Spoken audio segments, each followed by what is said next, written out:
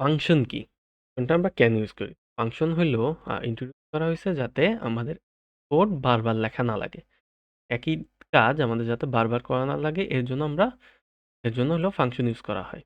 যেমন ধরা যাক একটা প্রবলেম দিল যে আমি একটা নাম্বার ইনপুট নেওয়া লাগবে। এই নাম্বারটা অড নাকি ইভেন এটা চেক করা লাগবে।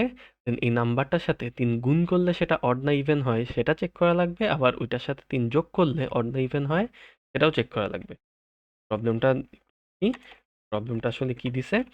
এটা দিছে যে আমাকে আগে একটা নাম্বার নেওয়া লাগবে। ইনপুটে নাম্বার চেক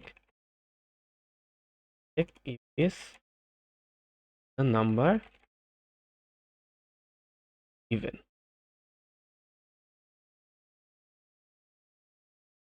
শুধু এটাই না, এরপর কি করতে হবে? নাম্বারের সাথে ৩ অ্যাড করলে তাহলে 3 ৩ অ্যাড করলে এটা ইভেন হয় নাকি অড হয় সেটাও চেক করতে হবে। তো লিখি, এরপরে দেখতে হবে যে নাম্বার গুণ করি, তাইলে এটা ইভেন না অড সেটাও চেক করা লাগবে। তাহলে আমার ৩টা কেসে অড ইভেন চেক করা। আচ্ছা, আমি যদি নরমালি করি তাহলে ফার্স্ট আমাকে কি করতে হবে? যে ইনপুট নিতে হবে। ফার্স্ট এই ইউজারের কাছ থেকে ইনপুট নিব। সো আমি একটা প্রম্পট দিলাম ইউজার যাতে বুঝে কি করা লাগবে। এন্টার নাম্বার, আমি নাম্বারটা কই স্টোর করবো? আমি নাম্বারটা ধরলাম যে নামে স্টোর করবো। এবার আমি যদি ইনপুট নেই scanf %d প্লেসহোল্ডার, আমি স্টোর করবো হইলো নামের অ্যাড্রেস এম্পারসেন্ট দেওয়া হয়। হ্যাঁ, আমি যখন কোনো নাম্বার ইনপুট নেই তখন কিন্তু অ্যাড্রেসে স্টোর এম্পারসেন্ট দিয়ে ওই ভ্যারিয়েবলের অ্যাড্রেসটা বুঝি। তাহলে আমি নাম্বারটা নিলাম। এবার আমার কি চেক করা লাগবে? নাম্বারটা অড নাকি ইভেন সেটা চেক করা। অড ইভেন আমরা জানি, এটা আমরা আগেও করছি তাই না? তাহলে ইভেন কখন হয়? যদি 2 দিয়ে ভাগ যায় তাহলে ইভেন হয়। নাম %2 ইকুয়ালস ইকুয়ালস যদি 0 হয় তার মানে নামটাকে যদি 2 দিয়ে ভাগ করা যায় নিঃশেষে হয় সে একটা ইভেন না, না যায় কি এলস অড হবে তাই না? তাহলে প্রিন্টএফ অড। তাহলে এটা হলো আমরা ফার্স্ট অংশটা করছি যে নাম্বারটা অড নাকি ইভেন। এরপর আমাদের কি করতে বলছে? যে নাম্বারের সাথে আমরা 3 যোগ করব, 3 যোগ করে যেটা হবে সেটা অড নাকি ইভেন সেটা চেক করব। আমরা নাম্বারের সাথে এবার 3 যোগ করি, তার মানে আমার নাম এবার হয়ে যাবে নাম প্লাস 3, 3 বাড়বে। এবার আবার চেক করতে হবে এই নামটা, এই যে আমি যে নামটাকে চেঞ্জ করছি নামটা এখন কি হয়ে গেছে? নাম প্লাস 3 হয়ে গেছে। আগে যদি নাম 5 থেকে থাকে এবার হয়ে গেছে 8। আমি চেক করব এখন এই যে 8টা অ্যাসাইন হয়েছে নামে, তাহলে এখন নাম অড হয়েছে নাকি ইভেন হয়েছে? তাহলে আবার সেম অড ইভেনের ফাংশন কি একই। তাহলে নাম 2 ইকুয়ালস 0 হয় তাইলে প্রিন্টএফ এটা হলো ইভেন, আর যদি 2 দিয়ে ভাগ না যায় তার মানে সেটা কি হবে? অড। অড। এবার হলো সেকেন্ড পার্টটা করছি, একই কাজ আবার পরেও আছে। কি যে নাম্বারের সাথে 3 গুণ করব, দেন অড নাকি ইভেন সেটা আবার দেখতে হবে। ওকে, তাহলে নাম্বার এখন যেটা আছে সেটার সাথেই 3 গুণ। আমি আর ইয়া করলাম না যে আগে 3 মাইনাস করে আগেরটাই আনলাম, এটা করলাম না। আমরা ধরলাম যে এই চেঞ্জটার উপরেই করতেছি। নাম ইন্টু 3। এবার আবার দেখবো এটা এখন যে নাম হয়েছে নাম চেঞ্জ নাম সেটা আবার অড না ইভেন সেটা চেক করব। তার মানে আবার এই সেম কেস, আমি এটা কপি পেস্ট করে দিই।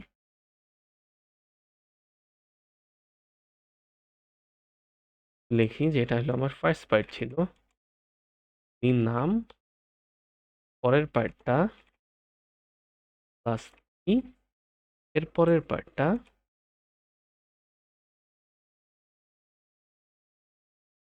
আচ্ছা, তাহলে আমি একই ধরনের কাজই করা লাগছে কয়বার? কয়েকবার করা লাগছে। হ্যাঁ, এই যে অড নাকি ইভেন এই জিনিসটাই আমাকে কয়বার লেখা লাগছে এখানে? 3 বার লেখা লাগছে। এমনও প্রোগ্রাম হইতে পারে যে একই ধরনের কাজ আমার বারবার করা লাগে, বারবার করা লাগে। একটু পর পর করা লাগে, একটা অপারেশনে চেঞ্জ হবে আবার একটু পর পর করা লাগবে। যেমন এখানে আরো থাকতে পারে যে নামের সাথে 10 যোগ করলে কি হবে, 10 মাইনাস করলে কি হবে, এত গুণ করলে কি হবে, এত ভাগ করলে কি হবে। তো এরকম বারবার ইউজ করা যেতে পারে। তাহলে একই ধরনের কোড বারবার লিখতেছি না, তো কি সুবিধা হইতো সুবিধা হইতো এটা আমি এক জায়গায় লিখতাম, ওই এক জায়গা থেকে আমি বারবার ইউজ করতাম প্রতি জায়গায়। তাহলে এটা সুবিধা হইতো না? এই সুবিধা থেকে আসলে ফাংশন আসছে। ফাংশনটা কি? আমি যদি অড ইভেন এর ফাংশন লেখা ফেলাই যে এই কোডটাই ওই ফাংশনের ভিতর থাকবে, আমি এখানে জাস্ট ফাংশনটা কল করব। তাহলে ফাংশন কিভাবে লেখে? ফার্স্টে ফাংশনের রিটার্ন টাইপ থাকে যে ফাংশনটা আমাকে কি রিটার্ন করবে। তাহলে ফার্স্ট হলো রিটার্ন টাইপ থাকে ফাংশনের, এরপর আমরা দিব ফাংশনের নাম, এরপরে এটার ভিতর আমরা দিব প্যারামিটার যেগুলা ও নিজের মধ্যে ইউজ করতে পারবে, এরপর কার্লি ব্রেসেস এইখানে আমি দিব যে ফাংশন যা যা কাজ করবে এটার ভিতরে। এটা হলো ফাংশনের একটা স্কেলিটন। তাইলে কি ফার্স্ট হলো আমার ফাংশনটা কি রিটার্ন করে সেই রিটার্ন টাইপটা স্পেসিফাই করে দেওয়া লাগবে, এরপর ফাংশনের নাম, এরপর প্যারেন্থেসিসের মধ্যে প্যারামিটার্স, যেগুলারে প্যারামিটার্স মানে কি ভ্যালু পাসিং বল, যে ভ্যারিয়েবল দিবে, এই ভ্যারিয়েবলগুলোকে আমরা ভিতরে কাজে ইউজ করব। আর কার্লি ব্রেসেসের ভিতরে আমরা যা যা কাজ করবো এগুলো লিখবো। তো এটাই যদি আমরা করি যে অড ইভেনের ক্ষেত্রে আমরা কি দেখতেছি, ফাংশনটা আসলে কোনো কিছু রিটার্ন করে না, কি করবে জাস্ট প্রিন্ট করবে। ফাংশনের কাজ কি হবে, যাচাই করবে ফাংশনটা অড না ইভেন, যদি অড হয় তাহলে অড প্রিন্ট করবে, যদি ইভেন হয় ইভেন প্রিন্ট করবে, তাই না? সে জাস্ট প্রিন্ট করবে, সে কোনো কিছু রিটার্ন করবে না, তার মানে তার রিটার্ন টাইপ বলতে গেলে নাই। আমরা এখন যে ফাংশনটায় কাজ করতেছি তার রিটার্ন টাইপ নাই। রিটার্ন টাইপ যদি না থাকে, টাইপ না থাকলে সেটাকে কিভাবে দেখে, আমি একটু করে কমেন্ট আউট করে দিই।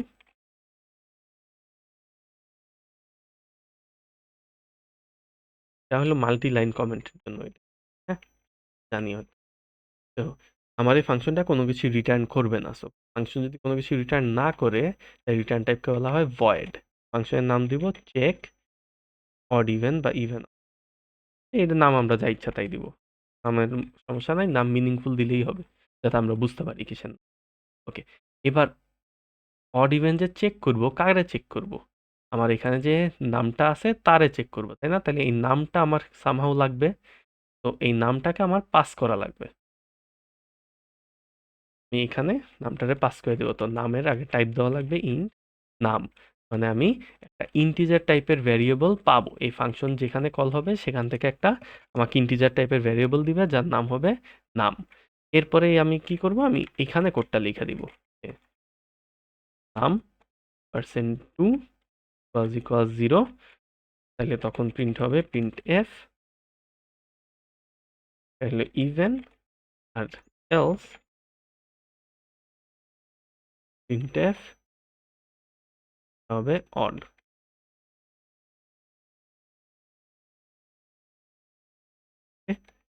তো এবার আমি ফাংশনগুলো কল করব, কোন কোন জায়গায় কল করব, যেসব জায়গায় আমার লাগবে। এখানে এখানে আমি একটা ফাংশন কল করে, তো ফাংশন কল করে কিভাবে, ফাংশনের নাম আর প্যারামিটারটা দিয়ে দিলেই হয়। এখানে আবার বলে এটার আর্গুমেন্ট, এখানে বলে প্যারামিটার, আমি পাস করব তখন বলে আর্গুমেন্ট, সমস্যা নাই, আপাতত শিখলেই হলো। তো আমি হলো চেক ইভেন অড, তাহলে এখানে আমি দিব চেক ইভেন অড ফাংশনের নাম, এরপর আমার এই যে এই যার নামটা পাস করে দেওয়া লাগবে, যে আমি কোন নামটারে চেক করতেছি। এখানে যে নামটা আমি দিলাম এই নামটা আসলে কোন নামটা, নামটা কি ফার্স্ট আমার এই নামটা না, এটার ভিতরে নামটা তাইলে কি হইলো, আসলে এই ফাংশনটারে কল করতেছে, কারে পাস করছে, এই নাম ভ্যালুটারে এখানে পাস করছে। তো এই কলটা কি হবে, আমি যখন এখানে কল করছি তখন ফাংশন এক্সিকিউশন এইখানে চলে আসবে, এই ফাংশনের মধ্যে চলে আসবে। ওকে, তার মানে তখন এই ফাংশনটা এক্সিকিউট হবে, নিচের অংশ এক্সিকিউট হবে না, আপাতত পজ থাকবে। যখনই ফাংশন কল করব তখন এক্সিকিউশনটা এইখানে এসে পড়বে, এইখান থেকে এবার এক্সিকিউট শুরু করবে। তাহলে এবার কি দেখলো, যে আমি একটা নাম ভ্যারিয়েবল এর মধ্যে দিছি, নাম ভ্যারিয়েবল নিয়ে সে কাজ টাজ করে কিছু একটা করবে, করার পরে এখানে যখন শেষ হয়ে যাবে কাজ, তখন আবার সে এইখানে এসে পড়বে, তখন আবার নিচের অংশ এক্সিকিউট হবে। তাহলে একইভাবে এখানেও আমি যখন নাম চেঞ্জ করছি, তাহলে এই জিনিসটা আমি ফাংশনের মধ্যে দিয়ে দিব, চেক দেন অড, মধ্যে আবার নাম পাস করে দিব। একইভাবে এইখানেও আমার একটু অংশ দরকার নাই, আবার ফাংশনটা কল করব। তাহলে আসলে কি হলো, আগেরটার মতোই হয়েছে, আমার কোডটা অনেক কম লেখা লাগছে, আমি জাস্ট এক জায়গায় কোডটা লিখছি, এই এক জায়গার কোডই আমি যত জায়গায় লাগবে ঠিক তত জায়গায় ইউজ করব। আমার যদি আরো লাগে আমি জাস্ট একটুকু লিখলেই হয়ে যাবে। দিই এন্টারের নাম্বার, আমি যদি দিই 3 হলো অড, 3-এর সাথে 3 যোগ করলে হয় 6, সেটা আবার ইভেন। এরপর 6-এর সাথে 3 গুণ করলে হয় 18, সেটা আবার ইভেন। আমি নিউ লাইন দিয়ে দেখে একই লাইনে প্রিন্ট। ফাংশন বোঝা গেল? এটা হলো ফাংশনের রিটার্ন টাইপ ছিল ভয়েড। আমি চাইলে এখানে ফাংশনের রিটার্ন টাইপ অন্য কিছু যদি আমার লাগে আমি সেটাও করতে পারবো। যেমন আমি যদি বলি যে 2টা নাম্বারের অ্যাভারেজ বের করার ফাংশনটা কি হবে। এবার আমার প্রবলেমটা হবে 2টা নাম্বারের অ্যাভারেজ বের অফ 2 নাম্বারস। আমি ইউজারকে বলবো প্রিন্টএফ এন্টার নাম্বারস। 2টা নাম্বার আমি স্টোর করবো কই, একটা হলো নাম 1 দিলাম, আর একটা হলো নাম scanf। আমি নিব কয়টা ইনপুট নিব এবার, একসাথে 2টা নিয়ে নিতে। %d ইনপুট নিচ্ছি, ফার্স্টেরটা আমি স্টোর নাম 1-এ, পরেরটা আমি স্টোর করতেছি নাম 2-তে। ওকে, এইবার যদি অ্যাভারেজ বের করতে বলে তাহলে অ্যাভারেজটা আসলে কি, 2টা নাম্বার যোগ করে 2 দিয়ে ভাগ করে দিব, তাই না? 2টা নাম্বার অ্যাভারেজ হবে যোগফল ডিভাইডেড বাই, এটা আমরা এখানে না করে আমরা ফাংশনে করতে যেতে। তাহলে আমরা একটা ফাংশন লিখি, ফাংশনের নাম দিলাম অ্যাভারেজ। এইবার এই 2টা নাম্বারের অ্যাভারেজ কি হবে, আরেকটা নাম্বারই হবে। তার মানে এবার আমার ফাংশনটা কি রিটার্ন করবে, একটা নাম্বার রিটার্ন করাবো ফাংশনটাকে। তাহলে ফাংশনটা একটা ইন্টিজার রিটার্ন করবে। আচ্ছা, অ্যাভারেজ কিন্তু ভগ্নাংশ হইতে পারে, ফ্লোট। আমরা এবার ফাংশনটারে ফ্লোট রিটার্ন করাবো। হ্যাঁ, তাহলে আমি ফার্স্টে রিটার্ন টাইপ দিতে হয়, তো দিলাম ফ্লোট। এরপর আমি দিলাম যে অ্যাভারেজ, ফাংশনের নাম দিলাম অ্যাভারেজ। প্যারামিটার হিসেবেও কি নিবে, 2টা নাম্বার নিবে, কারণ 2টা নাম্বার অ্যাভারেজ ওর বের করা লাগবে। তাহলে ইন্ট নাম 1 নাম 2।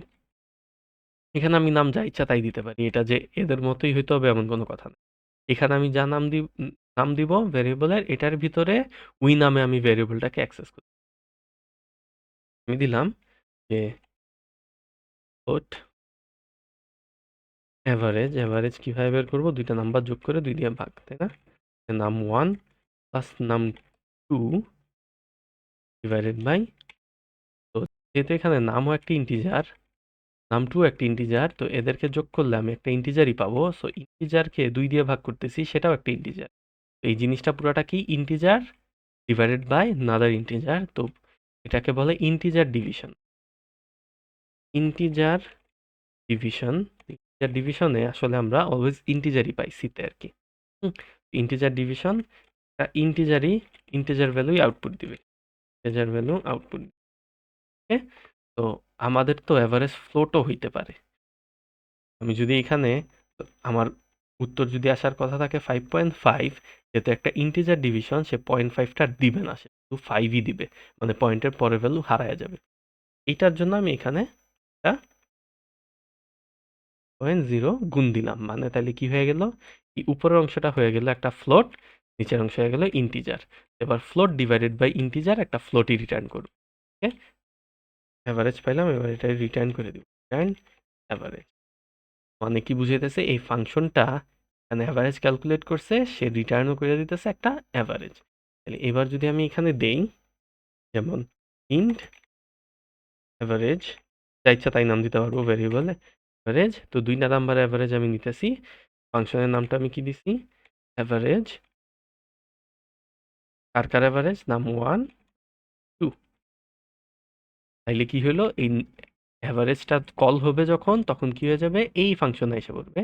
এই ফাংশনে দেখবে যে নাম 1 আর নাম 2 আমি কি কি দিছি, নাম 1 নাম 2 দিলাম, এই নাম 1 নাম 2 নিয়ে ওই হিসাবটা করবে, এই হিসাবটা কইরা এই ভ্যারিয়েবলটা সে রিটার্ন করে দেবে, মানে এই ভ্যালুটা রিটার্ন করে দেবে। তো আমি এখানে আবার কি করতেছি, এই যে ভ্যালুটা রিটার্ন করছে সেটা কি একটা ফ্লোট। তাইলে এইখানে কি আসবে, এখানে আসলে এই ভ্যালুটা আমি পাবো, এইখানে আসলে এই ভ্যালুটা আমি পাবো যেটা একটা ফ্লোট। আমার এই ভ্যারিয়েবলের টাইপও কি হওয়া উচিত, ফ্লোট।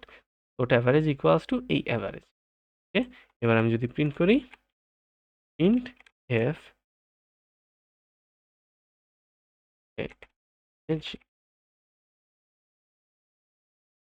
পার্সেন্ট এফ ফ্লোটের জন্য ফ্লোটের জন্য হলো পার্সেন্ট এফ হলো নাম দিছি এভার রান করি। এখানে একটা এরর দেখাই কেন দেখাই তো এখানে কি এরর দিছে এরর হলো called object average is not function or function pointer.